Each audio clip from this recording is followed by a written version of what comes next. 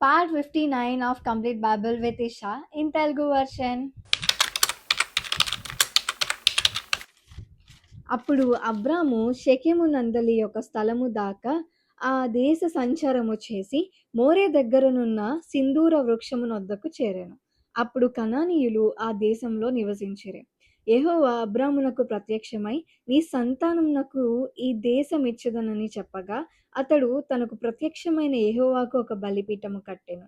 అక్కడ నుండి అతడు బయలుదేరి బేతేలునకు తూర్పున ఉన్న కొండకు చేరి పడమటనున్న బేతేలునకును తూర్పున ఉన్న హాయికిని మధ్యను గుడారము వేసి అక్కడ యెహోవాకు బలిపీఠము కట్టి యెహోవా నామమున ప్రార్థన చేసెను. అబ్రాము ఇంకా ప్రయాణము చేయుచు దక్షిణ దిక్కుకు వెళ్ళెను. అప్పుడు ఆ దేశములో కరువు వచ్చెను. ఆ దేశంలో కరువు భారముగా నున్నందున అబ్రాము ఐగుప్తు దేశంలో నివసించుటకు అక్కడికి వెళ్ళెను.